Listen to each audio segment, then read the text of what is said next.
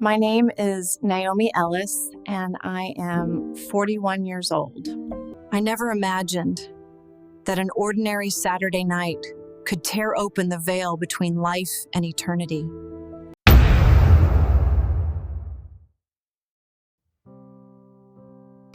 I wasn't a preacher, a prophet, or a saint. I was just a woman trying to make ends meet, a tired aunt, a provider, a believer who sometimes doubted, and someone who thought she still had years left to fix her mistakes. But on September 13th, 2025, time ran out. For 8 minutes, my heart stopped, my breath ceased, and my world collapsed. Yet in that silence beyond death, I met Jesus. And he showed me something that changed everything I thought I knew about this nation, about mercy, and about what truly destroys us from within. It started in the most ordinary way possible. My niece, Emily, was helping me fold laundry in our small living room. The air was thick from the late summer heat, and a faint smell of detergent hung in the air. The television hummed softly, playing a cooking show neither of us was really watching. Then came a sound that split the night open. Gunfire. Sharp, close, violent. At first, I told myself it was fireworks, maybe someone celebrating early. But the sound came again, rapid and unrelenting. Emily froze beside me, eyes wide. "Auntie, what is that?" she whispered. "Get down," I said, my voice shaking. I reached for my phone, but before I could dial 911, a wave of pain ripped through my chest. Sudden, crushing, blinding. It spread to my jaw and down my arm like liquid fire. My breath caught in my throat. I gasped, clutching my chest as my vision began to blur. I heard Emily's panicked voice shouting for help. I tried to speak, but the words wouldn't come. And then everything fell away. It's hard to describe what it feels like to die. For me, it wasn't darkness, it was release. The pain, the fear, the heaviness of my body. It all slipped off me like a coat. 1 second, I was gasping on the rug. The next, I was floating above it, looking down. I saw Emily kneeling over me, tears streaking her face as she spoke to the dispatcher. I saw our neighbors rushing out, lights flashing on across the street. And then I saw another body. A man lying in the road, the victim of the gunfire that shattered our night. His blood was already darkening the pavement. And then I was pulled upward, not floating, but drawn by something greater than gravity.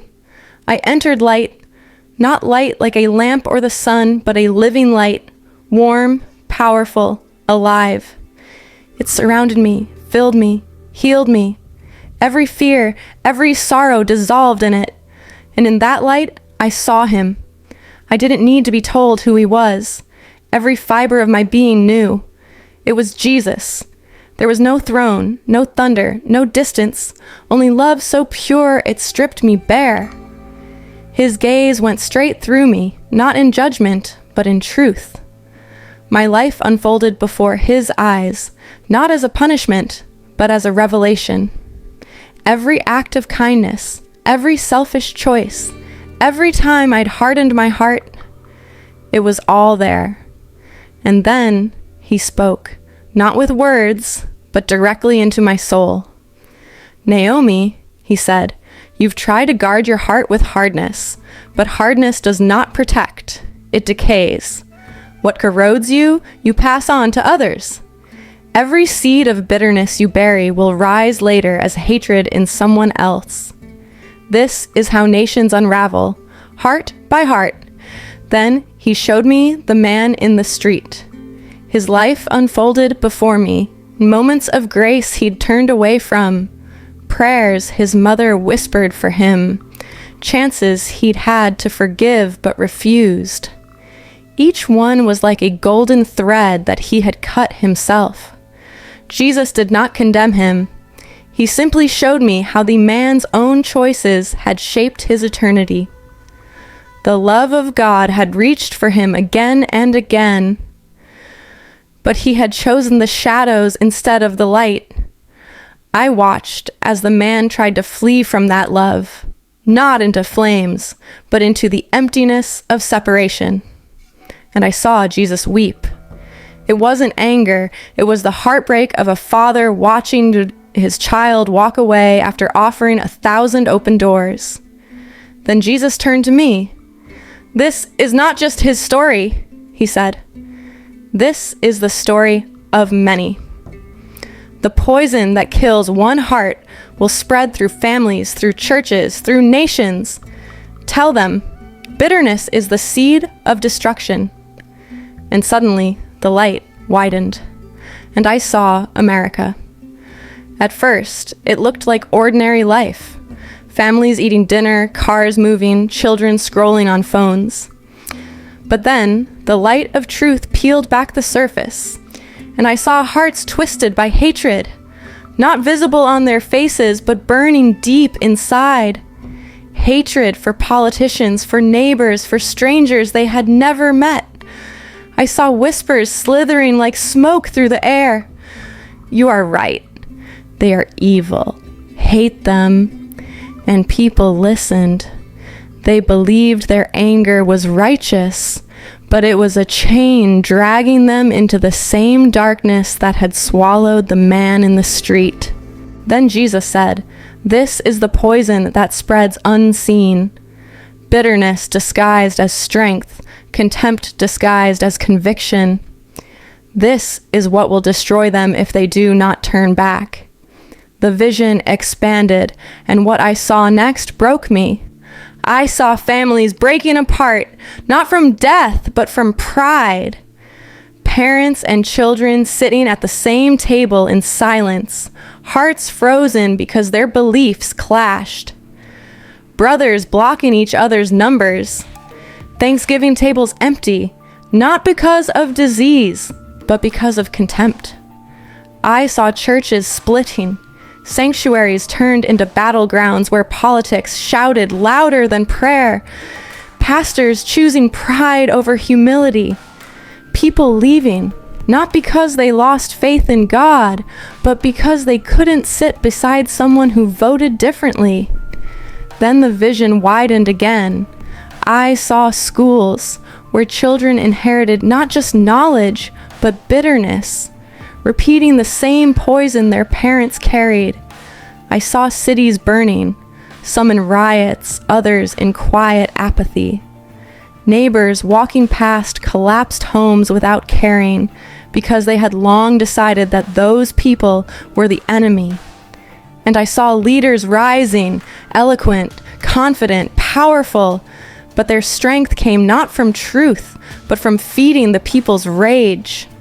Every word of contempt they spoke was like gasoline poured over dry ground. The crowds cheered and the flames spread. Then the land itself began to groan. Storms ripped through coasts. Fires devoured forests. Floods swallowed neighborhoods. The earth wasn't being punished. It was weeping. This, Jesus said, is what happens when a nation turns from mercy. They stop caring for one another, and even the ground feels it. I saw the economy shake, the dollar losing its power, not from foreign enemies, but from the erosion of trust. People no longer believed in each other, and when trust collapses, no nation can stand. I saw soldiers, brave young men and women, standing strong on the outside, yet broken inside, because they knew the real war wasn't abroad. It was in the hearts of the people they had sworn to protect. Jesus looked at me with eyes that saw the beginning and end of all things. Do you see, Naomi? Nations don't fall first by the sword. They fall when love dies.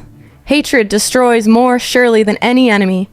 But then, light broke through again. The darkness receded, and I saw what could still be.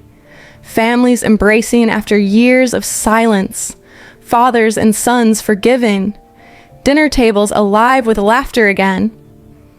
Not because everyone agreed, but because love was greater than disagreement.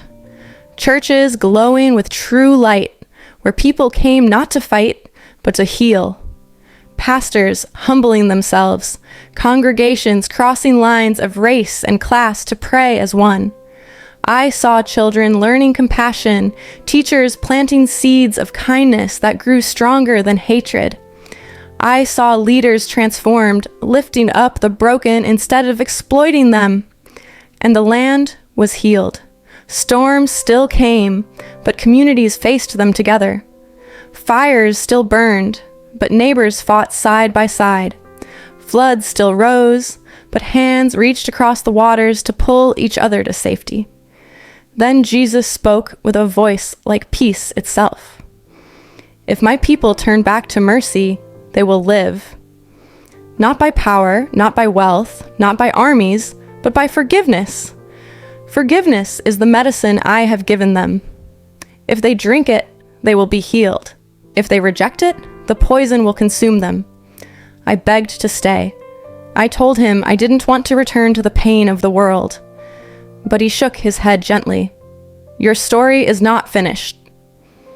What you saw is not for you. It is for them. Go and tell them. Then he showed me a great golden clock suspended above the nation. Its hands were racing toward midnight, each tick echoing like thunder. Beneath it, people argued and shouted, too distracted to notice how close they were to the end. Time is shorter than they think, Jesus said.